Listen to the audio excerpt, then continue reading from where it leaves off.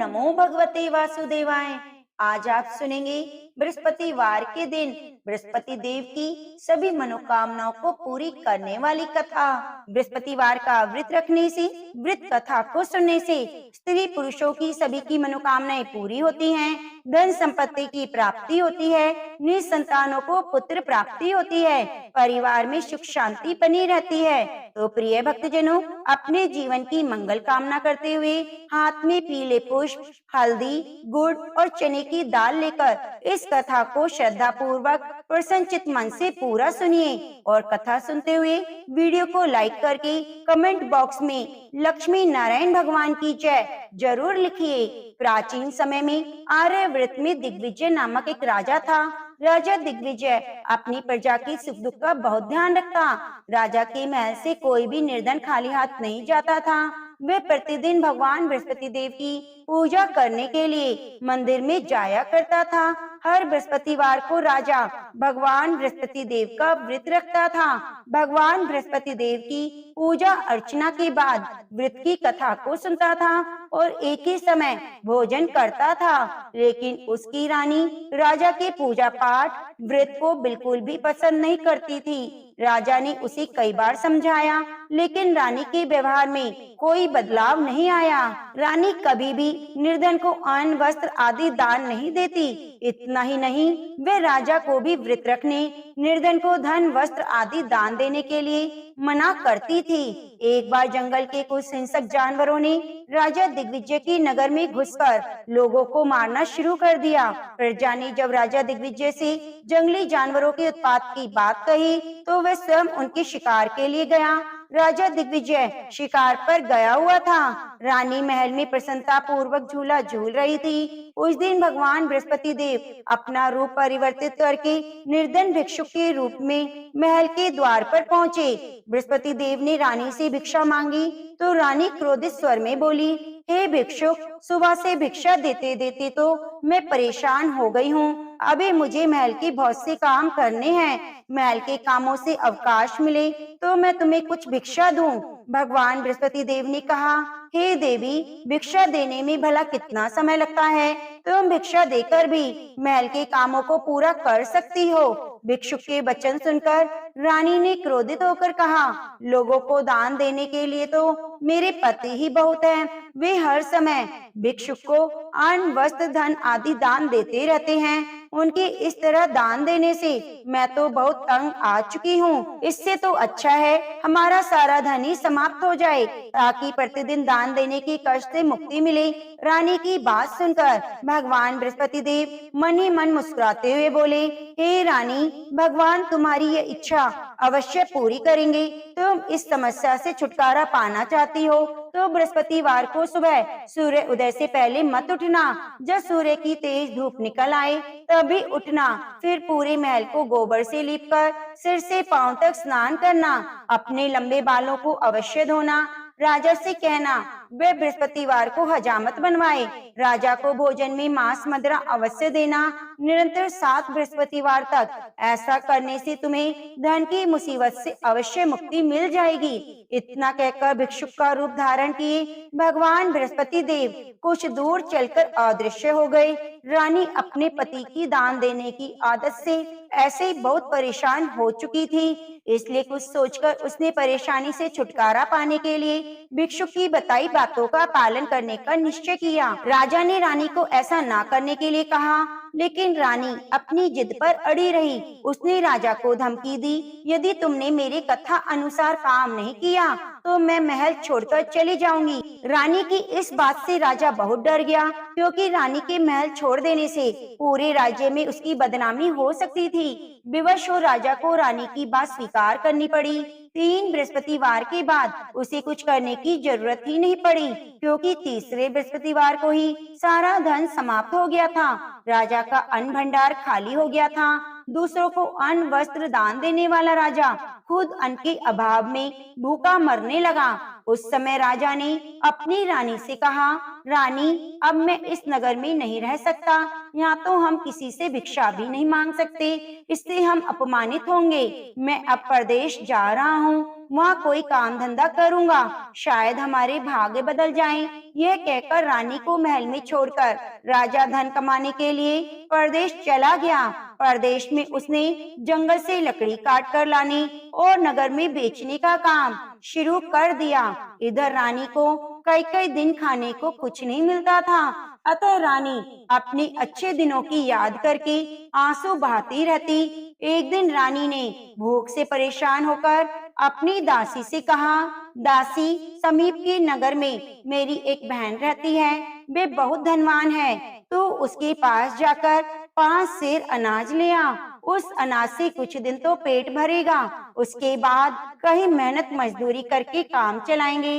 रानी की बात सुनकर दासी चल पड़ी। जब दासी रानी की बहन के पास पहुंची तो वह भगवान बृहस्पति देव की पूजा अर्चना कर रही थी। दासी ने 5 सेर अनाज मांगा, लेकिन पूजा में व्यस्त बहन ने उसकी बात पर ध्यान नहीं दिया। दासी कुछ देर वहां बैठकर खाली हाथ महल में लौट आई। उसने रानी से आकर कहा, हे रानी, तुम्हारी बहन तो बहुत अभिमानी है, अधिक धन होने के कारण वह किसी की सुनती भी नहीं। मेरी बात का भी उसने कोई उत्तर नहीं दिया, बस पूजा पाठ करती रही। आखिर मुझे खाली हाथ ही लौटना पड़ा।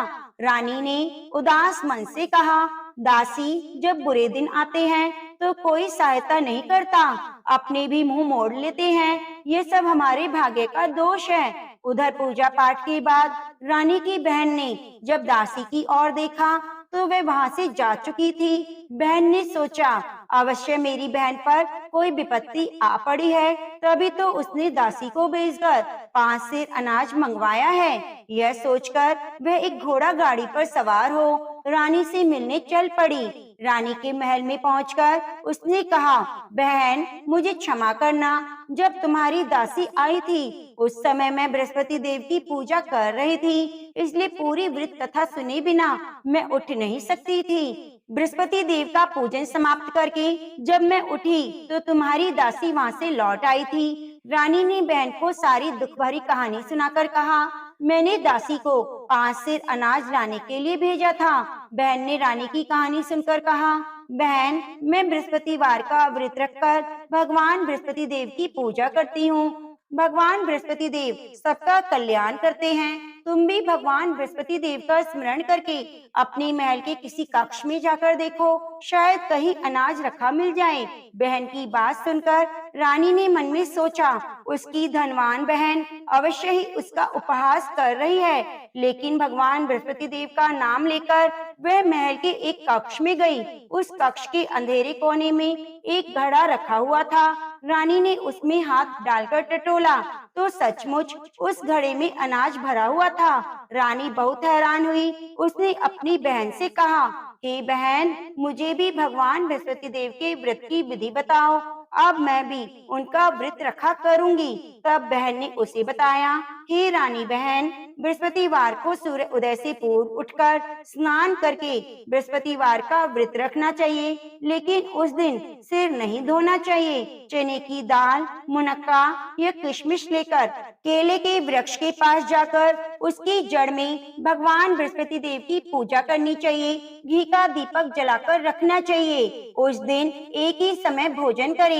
भोजन में चने का आटा, पीले खाद्य पदार्थ ही ग्रहण करें। बृहस्पतिवार का व्रत रखने से घर में धन धान्य की वृद्धि होती है, अनाज से भंडार भर जाते हैं। इस व्रत के विधिवत करने से निसंतान को संतान की प्राप्ति होती है। बहन के वचन सुनकर रानी ने तुरंत ही भगवान बृहस्पति देव का व्रत रखने का निश्चय कर लिया। 7वें दिन जब बृहस्पतिवार आया तो रानी ने बृहस्पतिवार का व्रत रखा। कहीं से मांगकर उसने चने और गुड़ का प्रबंध किया। चने की दाल से केले की जड़ में विष्णु भगवान का पूजन किया और घी का दीपक जलाकर भगवान बृहस्पति देव की पूजा की। रानी विष्णु भगवान के भोग के लिए पीले अन्न का कहीं से प्रबंध ना कर सकी, अतः वह मन ही मन परेशान होने लगी। उधर भगवान बृहस्पति देव रानी के विधिवत व्रत रखने के कारण उससे बहुत प्रसन्न हुए, अतः वे अपना रूप परिवर्तित करके 2 थालियों में पीला भोजन लेकर रानी के घर पहुँचे। भगवान बृहस्पति देव ने दासी से कहा, हे दासी, मैं तुम्हारी रानी के लिए व्रत का पीला भोजन लाया हूँ। भोजन देकर वह चले गए। दासी ने रानी से भगवान बृहस्पति देव को भोग लगाकर भोजन करने के लिए कहा। रानी को कुछ पता नहीं था। वह दासी से बोली, दासी, क्यों मेरी निर्धनता पर मेरा उपहास करती हो? तब दासी ने कहा, अभी अभी कोई आदमी मुझे 2 थालियों में पीला भोजन देकर गया है। वेशभूषा से तो मुझे कोई पुजारी लगता था। रानी ने बृहस्पति भगवान को भोग लगाया, फिर बचा हुआ भोजन दासी के साथ बैठकर ग्रहण किया। रानी प्रत्येक बृहस्पतिवार को विधिवत व्रत रखकर बृहस्पति देव की पूजा करने लगी। रानी के व्रत रखने से भगवान बृहस्पति देव बहुत प्रसन्न हुए।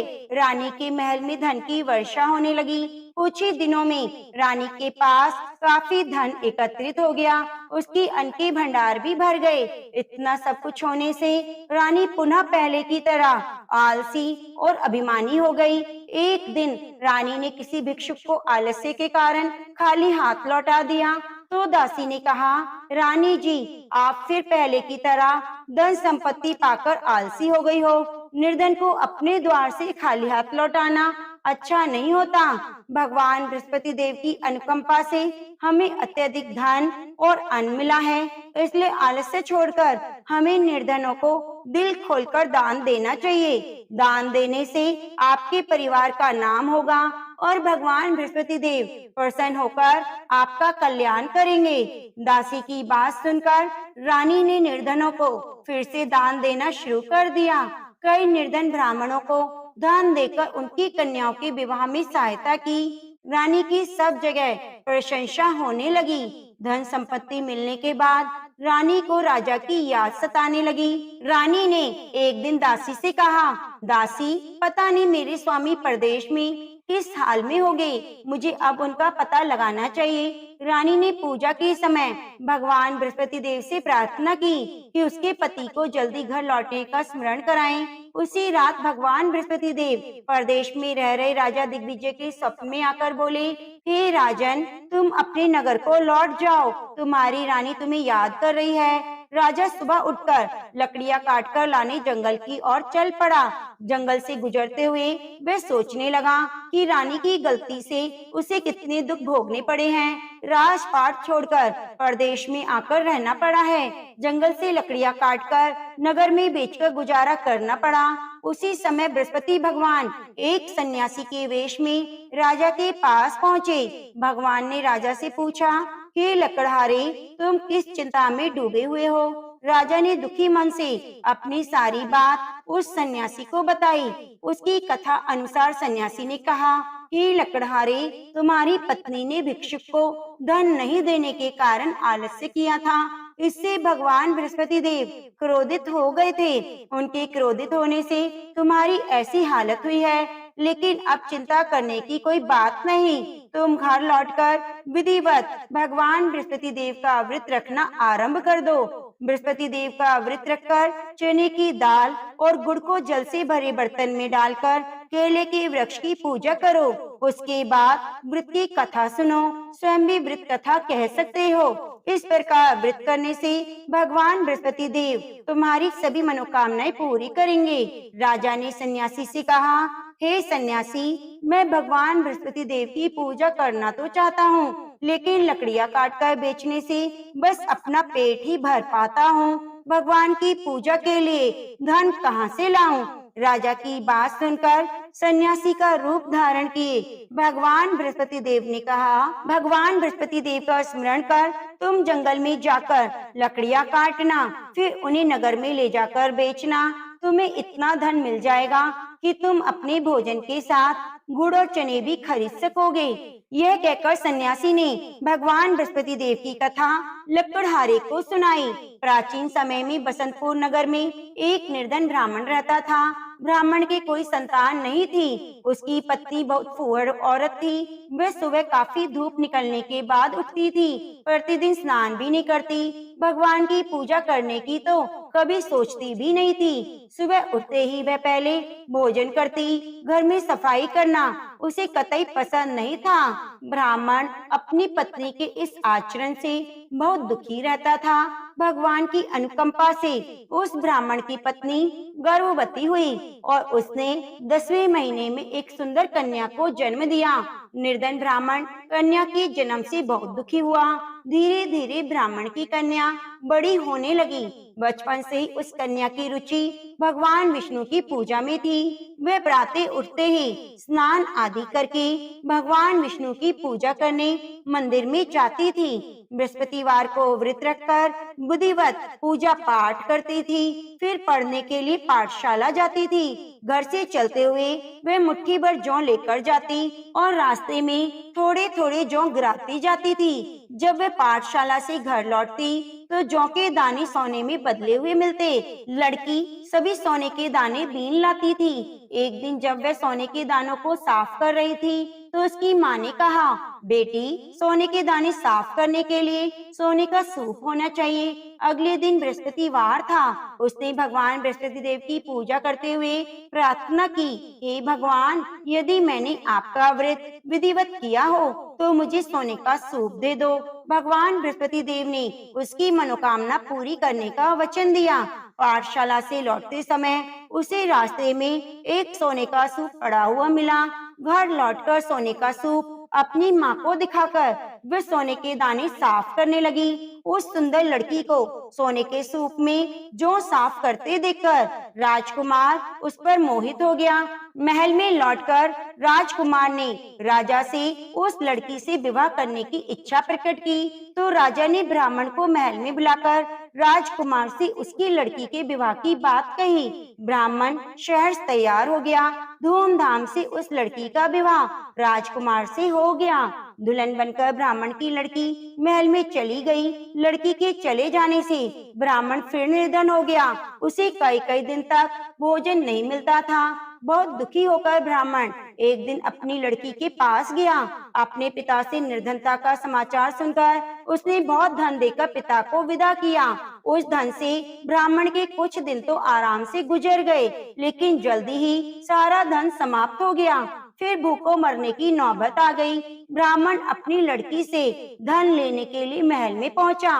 लड़की ने पिता की बुरी हालत देखकर कहा, पिताजी, आखिर आप कब तक मुझसे धन लेकर जीवन यापन करेंगे? आप कोई ऐसा उपाय क्यों नहीं करते जिससे आपका घर भी धन संपत्ति से भर जाए? ब्राह्मण ने कहा, मैंने तेरी माँ को बहुत समझाया पर उसकी समझ में नहीं आता। उसका फूहड़पन नष्ट हो तो घर की निर्धनता भी दूर हो जाए। तब कुछ सोचकर लड़की ने अपने पिता से कहा, पिताजी, आप कुछ दिनों के लिए माँ को मेरे पास छोड़ जाओ। ब्राह्मण अपनी पत्नी को लड़की के पास महल में छोड़ आया। लड़की ने अपनी माँ से कहा, माँ, तुम प्रातःकाल उठकर स्नान आदि करके भगवान विष्णु की पूजा करना। पूजा करने से तुम्हारी निर्धनता दूर हो जाएगी। लेकिन माँ ने उसकी कोई बात नहीं मानी। तब क्रोधित होकर लड़की ने अपनी माँ को एक कमरे में बंद कर दिया। सूर्य उदय के समय माँ को उठाया, जबरदस्ती स्नान कराया, फिर मंदिर ले जाकर भगवान बृहस्पति देव की पूजा कराई। कुछ दिनों तक ऐसा करने से उस लड़की की माँ की बुद्धि में परिवर्तन हुआ। वह स्वयं बृहस्पतिवार का व्रत रखने लगी। उसके व्रत रखने से ब्राह्मण के घर में भगवान विष्णु की अनुकंपा से धन की वर्षा होने लगी। दोनों पति पत्नी धन धान्य पाकर आनंद पूर्वक जीवन यापन करते हुए विष्णु धाम को चले गए। लकड़हारा बने राजा ने सन्यासी से भगवान बृहस्पति देव की यह कथा सुनकर बृहस्पतिवार का व्रत रखकर भगवान विष्णु की पूजा की। उस दिन से उसके सभी कलेश दूर हो गए। लेकिन अगले बृहस्पतिवार को काम काज की अधिकता के कारण उसने भगवान बृहस्पति देव का व्रत नहीं रखा। भगवान बृहस्पति देव इससे उस लकड़हारे बने राजा दिग्विजय पर बहुत क्रोधित हुए, उन्हें भूल की सजा दी। उस दिन नगर के राजा ने नगर में घोषणा करके सबको सूचित किया कि प्रत्येक नागरिक मेरे महल में भोजन करने आए, जो नहीं आएगा उसे भारी दंड दिया जाएगा। लकड़हारा बने राजा ने उस नगर के राजा की घोषणा तो सुनी, लेकिन जंगल से लकड़ी काट कर लाने और बेचने में देर हो जाने के कारण वह समय पर महल में भोजन करने नहीं जा सका। अतः राजा के सैनिक लकड़हारे को पकड़कर महल में ले गए। राजा ने उसे महल के एक कक्ष में बिठाकर भोजन कराया। उस कक्ष में एक खूंटी पर रानी का सोने का हार लटका हुआ था। लकड़हारा अकेला उस कक्ष में भोजन कर रहा था। तभी उसने एक आश्चर्यजनक घटना घटते देखी। देखते ही देखते खूंटी हार को निगल गई। थोड़ी देर के बाद नगर के राजा ने हार को गायब देखा तो लकड़हारे को कारावास में डलवा दिया। लकड़हारा मन ही मन अपने भाग्य को कोसने लगा। तभी उसे जंगल में मिले सन्यासी को स्मरण हो आया। थोड़ी देर में भगवान बृहस्पति देव सन्यासी के रूप में उसके सामने प्रकट हुए और कहा, हे लकड़हारे, तूने भगवान बृहस्पति देव की पूजा नहीं की, इसी कारण तुम्हें कष्ट हुआ है। लेकिन अब चिंता मत करो, बृहस्पतिवार के दिन कारागार के दरवाजे पर पैसे पड़े हुए मिलेंगे। भगवान बृहस्पति देव का व्रत रखकर उन पैसों से पूजा सामग्री मंगाकर उनकी पूजा करोगे तो तुम्हारे सभी दुख दूर हो जाएंगे। बृहस्पतिवार के दिन दरवाजे पर पड़े मिले पैसों से चने और गुड़ मंगाकर लकड़हारे ने बृहस्पतिवार की कथा सुनाई तो भगवान बृहस्पति देव ने प्रसन्न होकर उस नगर के राजा को स्वप्न में लकड़हारे को कारागार से मुक्त करने को कहा। सुबह राजा ने अपने कक्ष में जाकर देखा तो खूंटी पर रानी का हार मिल गया। राजा ने लकड़हारे को मुक्त कर दिया और बहुत सा धन और आभूषण देकर विदा किया। लकड़हारा बना राजा उस नगर से चलकर अपने नगर में पहुंचा तो नगर में कुएं, धर्मशालाएं, बाग बगीचे देखकर बहुत खुश हुआ। राजा ने एक व्यक्ति से पूछा, ये नगर में कुएं, धर्मशालाएं, बाग बगीचे किसने बनवाए? उस व्यक्ति ने राजा को बताया, ये सब रानी और दासी ने बनवाए। राजा नगर के जिस भी आदमी से इसके बारे में पूछता तो सभी रानी और दासी का नाम बताते। राजा जब महल में पहुंचा तो रानी ने बहुत स्वागत किया। तब राजा ने निश्चय किया कि सप्ताह में एक बार तो सभी बृहस्पति देव का व्रत और पूजन करते हैं, परंतु मैं प्रतिदिन व्रत किया करूंगा, दिन में 3 बार कथा कहा करूंगा। अब राजा हर समय दुशाले में चने की दाल बंधे रहता और दिन में 3 बार बृहस्पति देव की कथा कहता। कुछ दिनों के बाद राजा को अपनी बहन की याद आई। एक दिन घोड़े पर सवार होकर राजा अपनी बहन से मिलने चला। अभी राजा नगर के बाहर पहुंचा ही था कि उसने कुछ लोगों को शव ले जाते हुए देखा।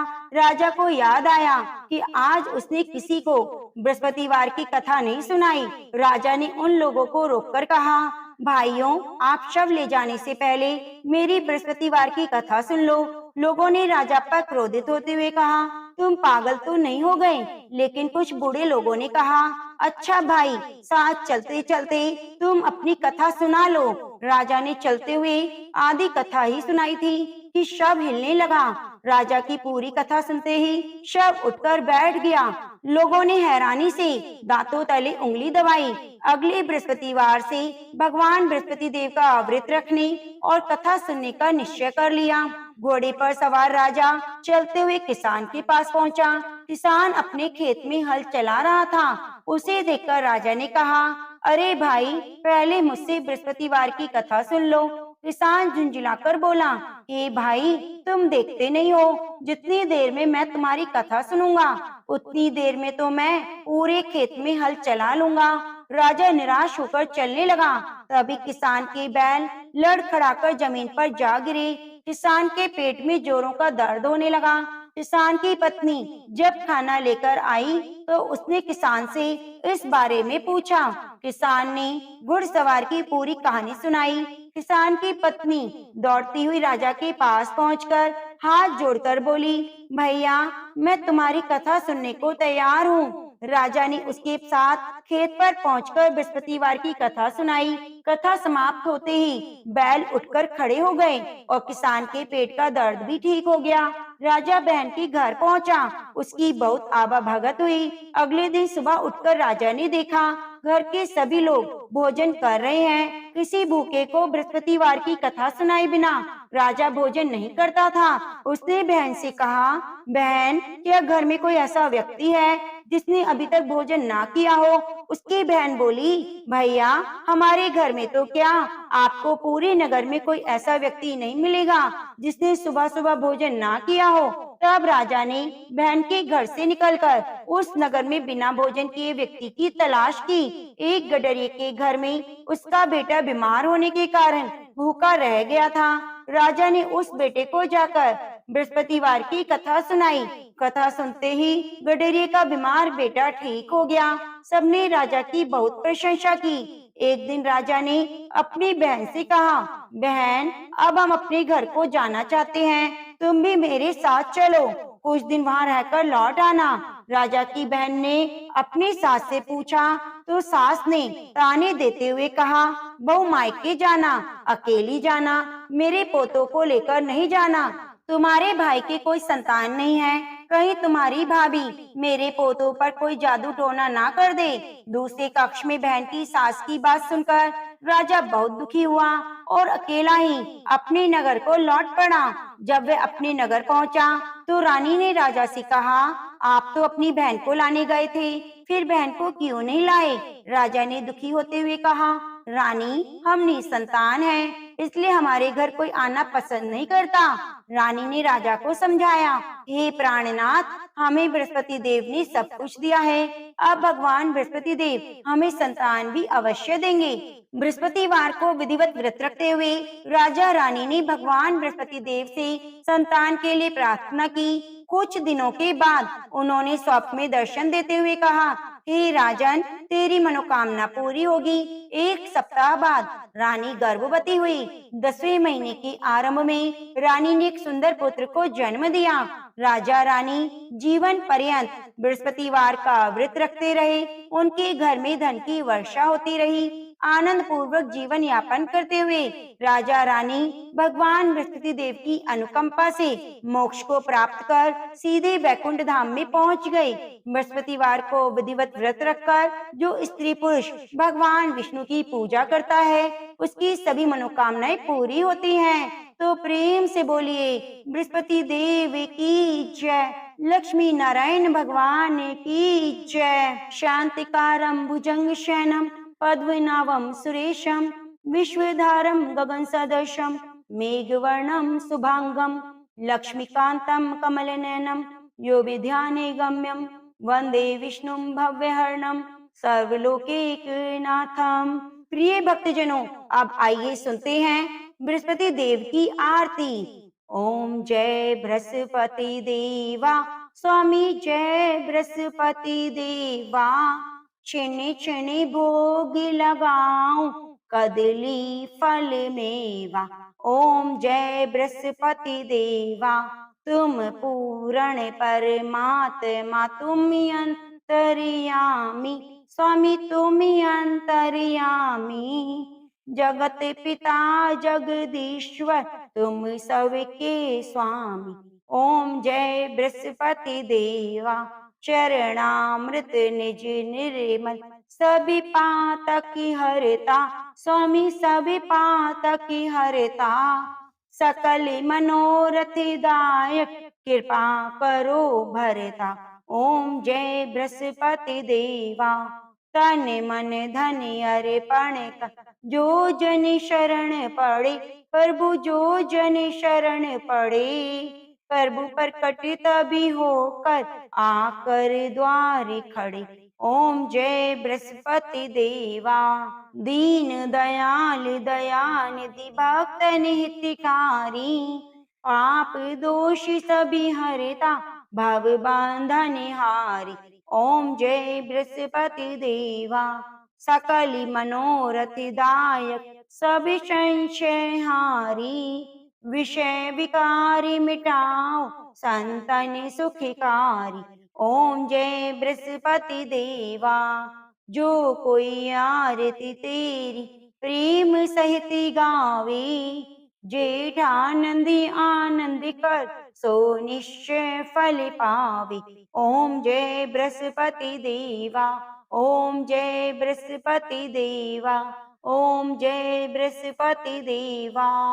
प्रेम से बोलिए लक्ष्मी नारायण भगवान की जय। प्रिय भक्तजनों, यदि आपको हमारे द्वारा सुनाई गई कथा थोड़ी सी भी अच्छी लगी है तो कृपया वीडियो को ज्यादा से ज्यादा शेयर कीजिए, लाइक कीजिए और कमेंट करना बिल्कुल भी ना भूलिए। मिलते हैं अगली कथा कहानी के साथ।